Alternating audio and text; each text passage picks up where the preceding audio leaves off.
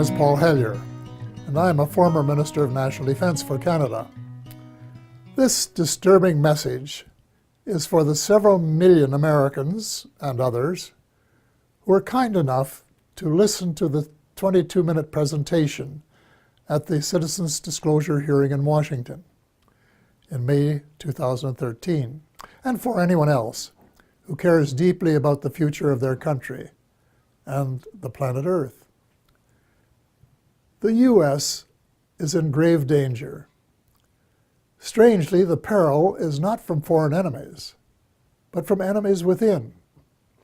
So I beg you to listen to a summary of the major problems, followed by some suggestions as to how the U.S. might be recaptured by loyal Americans, to the enormous relief of friends who have been watching helplessly from the sidelines. The stakes couldn't be higher. So I spent the 15 months following the Washington hearing feverishly writing a new book, incorporating what I think every American has the right to know and must know to end the incredible naivety observed at the citizens' hearing. The name of the book is The Money Mafia, A World in Crisis. Most of my friends, both American and Canadian, tend to agree that the world is in a state of crisis. But very few are aware that the problems are not natural phenomena. They have been engineered by a very tiny elite group of rich, ruthless, and power-hungry people who have been deliberately keeping the majority of decent, hard-working taxpayers totally in the dark. The iron veil of secrecy is now nearing the end of its 7th decade. When World War II ended, little attention was given to Operation Paperclip, under which hundreds of Nazi scientists were brought to the U.S., given new identities, and then appointed to important jobs in the military and elsewhere. Some of them would have been aware of UFOs and the ET presence from their experience in working with them in the 1930s.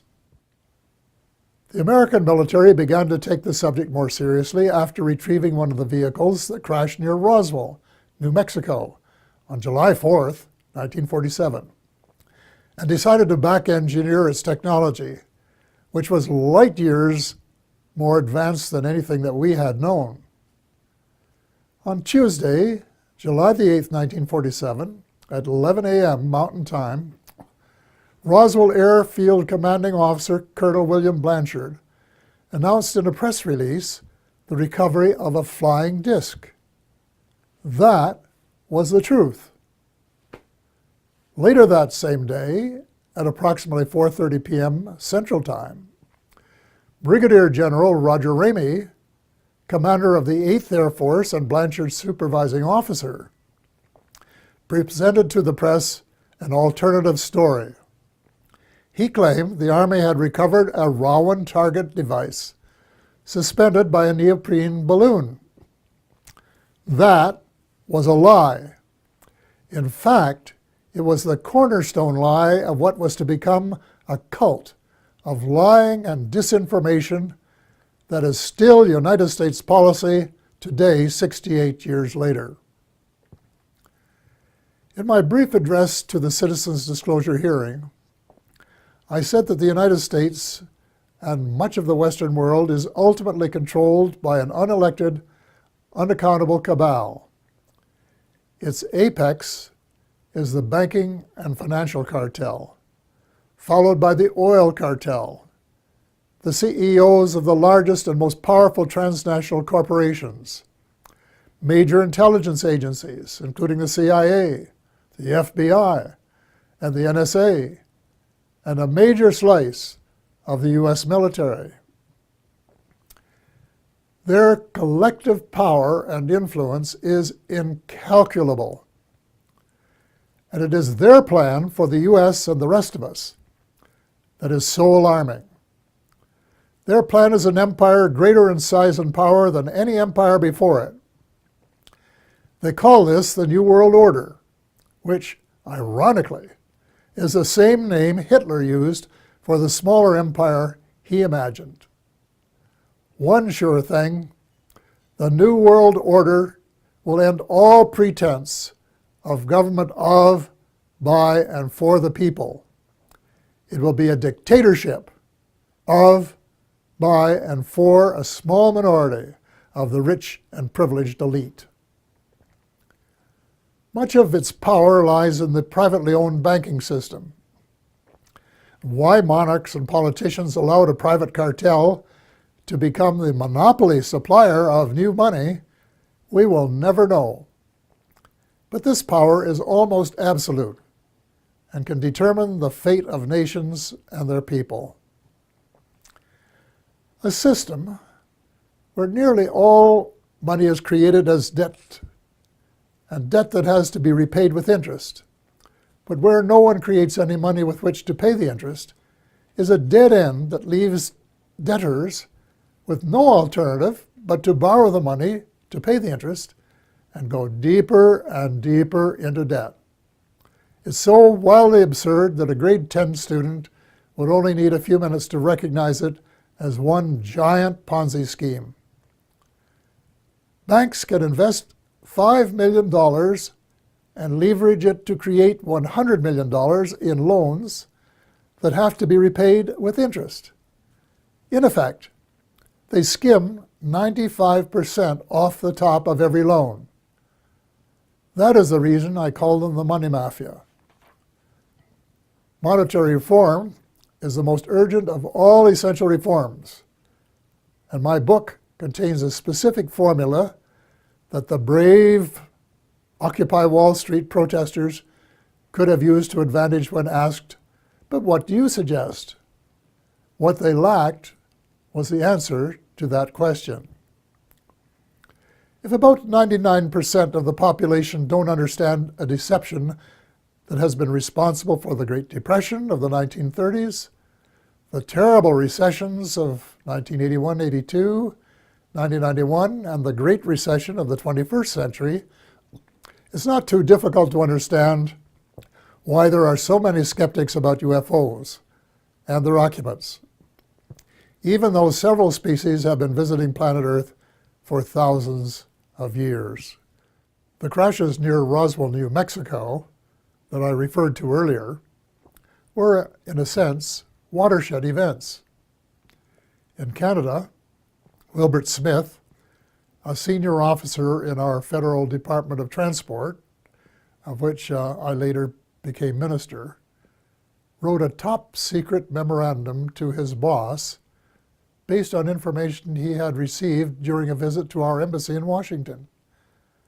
The memo, dated November 21st, 1950, read in part as follows. A. The matter is the most highly classified subject in the United States, reading higher even than the H-bomb. B. Flying saucers exist. C. Their modus operandi is unknown, but concentrated effort is being made by a small group headed by Dr. Vannevar Bush. D. The entire matter is considered by the United States authorities to be of tremendous significance. A control group of 12 senior civilian scientists and military officers was established by President Truman. They were known as the Majestic 12, or MJ-12, which issued a memorandum that included how to respond to UFO sightings by saying that they were natural phenomena, such as plasma or swamp gas, or that the observer might have been imbibing too much Jack Daniels bourbon. Nothing could be further from the truth. Under the Eisenhower administration, much of the physical engineering was transferred to underground facilities in Nevada and Arizona. Meanwhile, much of the control was transferred to civilian agencies in order to create plausible deniability as to its existence. When President Eisenhower wanted to take a look at the restricted areas, he was denied access. It was only when he threatened to send in the First Army that it was agreed that he could send 3 confidants to look at the secret areas 51 and S4. They reported that the Roswell vehicle was indeed being back-engineered by United States forces. President Eisenhower was so distressed by the situation that he included in his farewell address to the nation that his fellow Americans should beware of the military-industrial complex, which, according to one witness, was his way of saying that the ET file had fallen into the wrong hands. Indeed it had. It was under the control of the military-industrial complex, otherwise known as the financial, intelligence, and military wing of the all-pervasive Cabal, which has seized control of the United States and much of the balance of the world. Beginning with Eisenhower, not one of the presidents of the United States has been given completely honest advice by his civil, military, and intelligence advisors, nor fully briefed on the ET presence and technology. The military-industrial complex adopted a strategy of perpetual warfare to enhance its own power and profit. It is inconceivable that this plan was discussed and approved in advance by any American president. Wernher von Braun, the German rocket scientist who came to the U.S. at the end of World War II, told my friend Dr. Carol Rosen, who worked with him, that they, the military-industrial complex, in order to maintain perpetual war, had to have an enemy. First, it will be the communists, he said. Then it will be the terrorists. And finally, it will be the ETs. So far, the plan has been unfolding exactly as forecast. The Cabal, sometimes referred to as the shadow government, has been in control.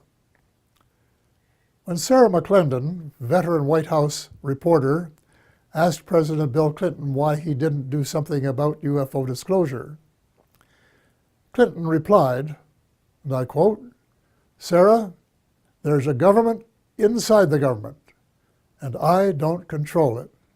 End of quote. Imagine the President of the United States and Commander-in-Chief of the Armed Forces isn't cleared to know what his troops are doing. Well, with the end of the Cold War, the Pentagon wrote a new defense plan, popularly known as a project for the new American century. It was very far-reaching and involved conquest of much of the world by financial or military means, whichever was easiest. The document, which very few people were aware of, admitted that it was so far-reaching that it might be too much for Americans to swallow in the absence of some catastrophic and catalyzing event like a new Pearl Harbor. Well, Lady Luck appeared to be on their side in the form of September the 11th, 2001. Amateur foreign pilots trained in the U.S. allegedly hijacked planes and flew them into the sides of the World Trade Towers 1 and 2, and then into the Pentagon. Later in the day, the buildings collapsed. President Bush declared war on the terrorists and invoked the provisions in the North Atlantic Treaty under which an attack on any one country is considered to be an attack on all. The reaction was unprecedented since the outbreak of World War II and the later attack on Pearl Harbor. The English-speaking world, in particular, was incensed, and a high percentage of Americans were prepared to nuke the perpetrators. Defense Secretary Donald Rumsfeld soon announced that, quote, "that means war against Iraq," end of quote, even though there was absolutely no evidence of Iraqi complicity, none whatsoever. Although most Muslims had been sympathetic to the U.S. in the immediate aftermath of 9/11, as soon as the bombs started dropping on Baghdad, moderate Muslims by the thousand were so outraged and overcome by hate that they opted for a terrorist response. From that day on, it would be difficult to find a terrorist who did not have "Made in the USA" etched on his or her soul. Now, more than a decade later, the situation becomes even darker as the truth about 9/11 begins to emerge from the burial ground of a controlled press.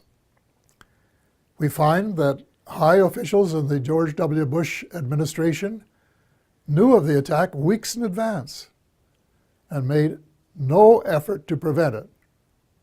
On the contrary, the evidence points to complicity when we find that not just 2, nor 3 buildings collapsed, nor 4, nor 5, nor 6, but 7. Some, if not all, had been rigged for controlled demolition. But that isn't all. A new weapon of mass destruction was used that reduced the concrete and steel to dust before it reached the ground. If you have any doubts about this, get a copy of Dr. Judy Wood's book entitled, "Where Did the Towers Go?" 500 pages of meticulous evidence. The unfolding story reveals the greatest mass deception in history, with the most universally negative consequences. Far more important than the long lineups for security checks at airports. We have been stripped of our civil rights one by one, including, I regret to say, habeas corpus, reversing 800 years of progress. Country was set against country, religion against religion. Words like peace and negotiated settlement, which had been possibilities before 9/11, were lost in the jungle of lies. The Cabal, also known as the military-industrial complex, was not interested in a just settlement. It wanted perpetual war, and that was what its heinous deception achieved. It also robbed the once great United States of America of its last vestige of moral leadership. Worse, by invoking NATO, it transformed a defense alliance into a US-led task force. And by recruiting former countries from the Soviet Union, an obvious provocation to Russia, it has managed to create rumblings of a new Cold War. The danger lies in the fact that the New World Order is not limited to old boundaries and concepts of empire, and we seem hell-bent toward a third world war. Horrible beyond human imagination. It must not be allowed to happen. Almost every president since Eisenhower has been under the control of the Cabal, and President Obama, regrettably, has been no exception. Before he was sworn in as a new president, I saw a picture of his economic advisors, and I said, uh-oh, the same old gang who permitted the Bush recession. Nothing will change.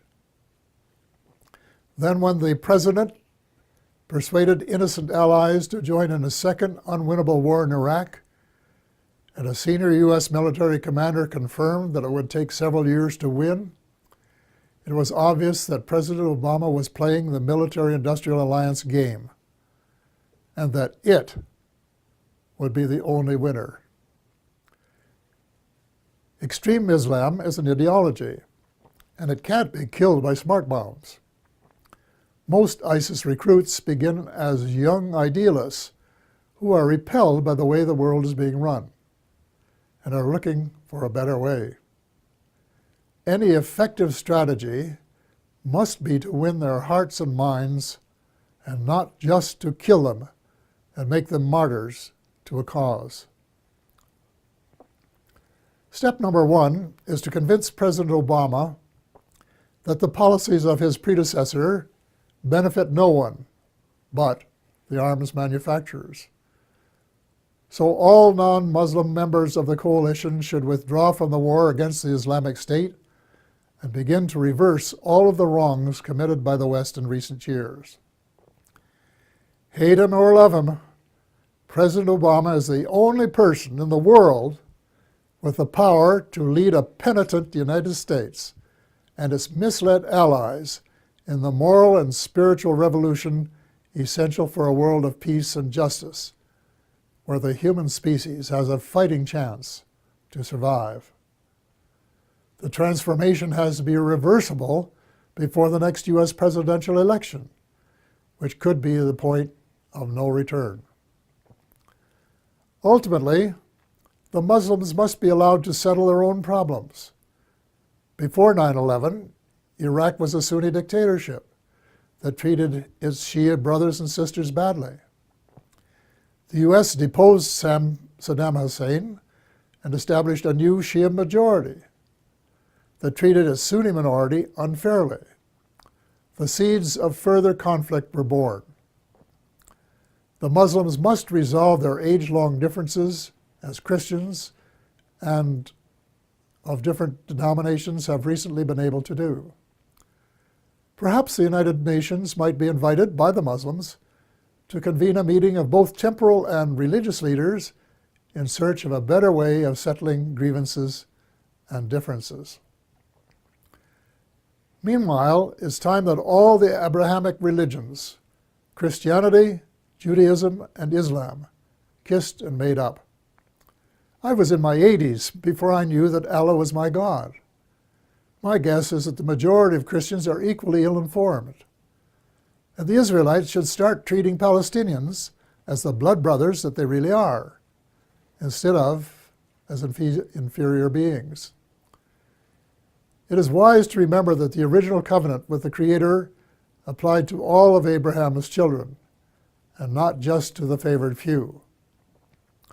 The bottom line is that the use of drones, suicide bombs, and crushing military superiority on the part of Christians, Muslims, and Jews are all prohibited by their holy books.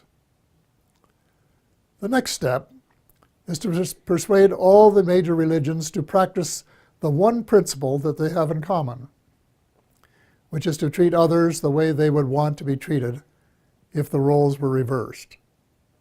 Universal practice of the Golden Rule would transform the world. I get hundreds of emails from decent Americans and like-minded individuals in a dozen countries who want nothing more than the end of militarism and a massive shift in priorities toward universal peace and justice. Quite a few are involved in small projects that are making a significant difference at the micro level. But most of them are realists and recognize that the Cabal doesn't want peace and justice. It wants power, wealth, and empire. So what can an individual do in the face of unprecedented power and wealth? The Cabal, headed by the banking cartel, has almost unlimited financial power. But we, the people, have the numbers and must combine our limited power to form a critical mass that can move mountains. There is no guaranteed formula, but an educated guess would be that if 5 million decent and determined Americans got a copy of The Money Mafia, A World in Crisis, read it carefully, and then actively supported the comprehensive action plan set out in it, a miracle could happen.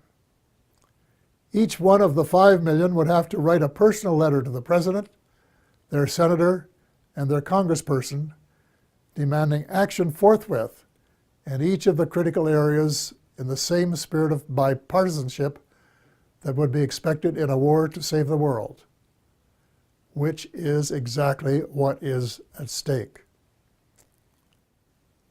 I am not going to repeat the list of essential reforms here, except for a few key items. The U.S. should play a leadership role in ending the private bankers' monopoly to print money. Actually, it isn't really money, it's just credit created out of thin air, a computer entry, and restore some of the power to the people that is rightfully theirs.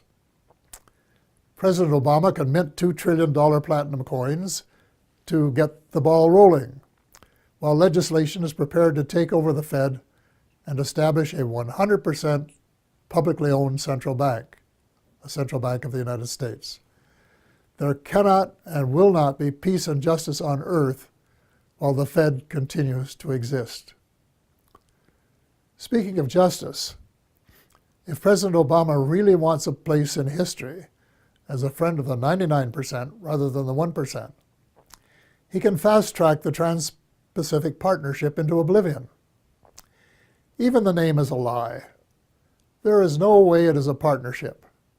It should be called the Trans-Pacific Power Grab by a small elite group who want to feather their own nests at the expense of other people's rights to run their own affairs for their own benefit. So the choice is yours, Mr. President, to decide if it will be the people or the cabal.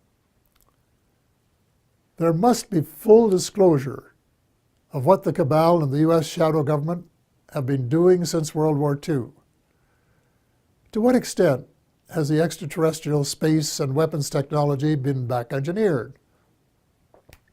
And is it true, as the late Ben Rich, former CEO of Lockheed's Skunk Works, said, and I quote, "We, the U.S., now have the technology to take ET home," end of quote. The extent to which there has been collaboration between the cabal and the ETs. What species? What motives? Were there agreements signed? And if so, were the terms of the treaty or treaties lived up to? To hear the truth emerge after so many years of continual lies and darkness will require either that the National Security Act of 1947 be rescinded or suspended, with a general amnesty so that decent Americans can tell the truth without fear of retribution. A kind of truth and reconciliation process will be required. Then there are the positive benefits that must be pursued.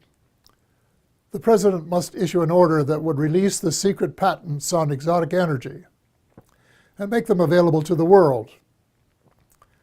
The secret technology, in combination with a flexible financial system, will make it possible to convert from an oil economy to a clean economy in 7 years. It will provide billions of new jobs worldwide and help close the ever-widening gap between the haves and the have-nots. Simultaneously, a project should be started to restore our oceans before the food chain has been permanently broken. In addition, worldwide programs of forest preservation and reforestation should help provide the carbon sinks essential for greater stability in weather patterns. Speaking of changing weather patterns, full disclosure should give us a better idea of how much weather patterns have been altered by government tinkering. Due to restraints of time, space, and expertise, my book makes no mention of either chemtrails or the high-frequency active auroral research program known as HAARP. But from what I have heard and read from credible informants, I would say that they are Satan's illegitimate Siamese twins of death and destruction. If so, they should be terminated at once and relegated to the netherworld from which they came. And before the people of the world become aware and launch a $10 or $20 trillion class action suit against the United States Air Force, its contractors, associates, and suppliers.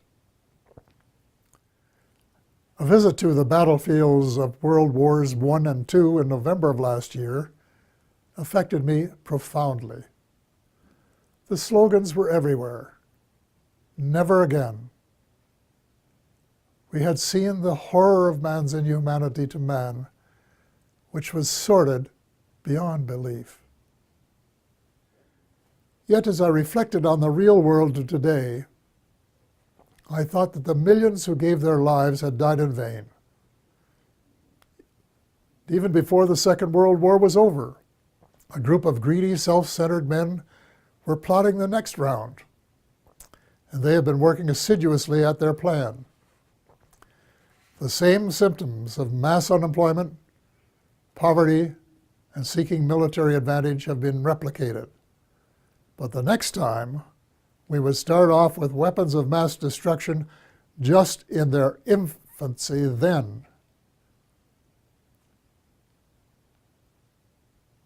The next time, it is not just supremacy that is at stake, although there are some who think so. It is the survival of the human species that is at stake. God will not be mocked. We have been given the choice of making our planet uninhabitable, as we have been told some other species have done, or we can move in the opposite direction of peace, love, justice, and cooperation for the betterment of all, rich and poor alike. We have been given a few months, not years, to change course before it is too late. The choice is ours. We are the ones who are destined to write our own history.